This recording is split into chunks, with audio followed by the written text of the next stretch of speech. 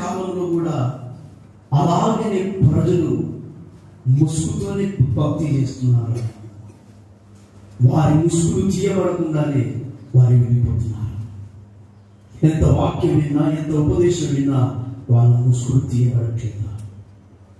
దైవజనుడు పేతురు ఇక్కడ మంచి మాటలు రాస్తాడు. 4వ అధ్యాయం 3వ వచనం మనం ఒకప్పుడు చేసిన 2024 అంతకు ముందు చేసిన గతించిన సంవత్సరంలో మనం చేసిన భోగి చేష్టలు, దురాశలు, మద్యపానము, అల్లరితో కూడిన ఆటపాటలు,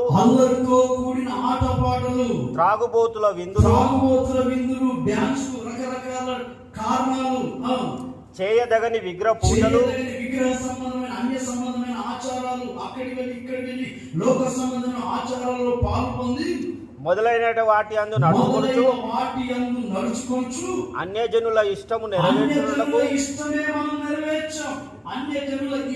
నెరవేర్చుటకు గతించిన కాలమే నీ జీవితంలో ఇక మీదట పురుషం పెట్టబడాలి.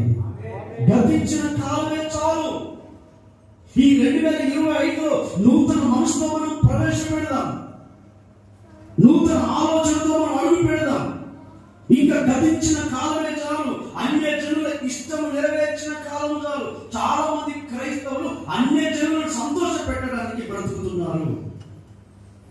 అన్య జనులు అప్పాలు చేస్తున్నారు కదా, మేము చేస్తాం. అన్య జనులు రంగులు వేస్తున్నారు కదా, మేము వేస్తాం.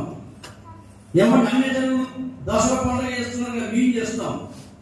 ఇలా ఎంతో మంది నామకార్థ స్థితిని బట్టి, అన్ని ఆచారం బట్టి అన్య జనుల ఇష్టము నెరవేర్చి ఆ మహిమను పోగొట్టుకున్నారు.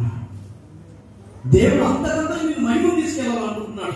నీవేమో లోక సంబంధమైన కార్యాలు చేసి అల్లరితో కూడిన ఆటపాటలు, లోక సంబంధమైన సినిమాలు, నచ్చినప్పుడు దేవునికి ఇష్టంగా, నచ్చినప్పుడు లోక సంబంధిగా ఉంటూ లోక సంబంధమైన త్రాగుడు, లోక సంబంధమైన భూత్వాడు, లోక సంబంధమైన కార్యాలు అన్నిట్లో అన్య జనులు చేసినట్లుగా చేసి నువ్వు మహిమ నుండి పూర్తిగా తగ్గిపోయావు.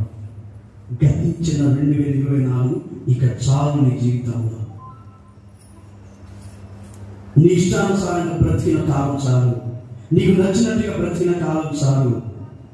ఇక మీదట దేవుని మహిమ కొరకు బ్రతకాలి.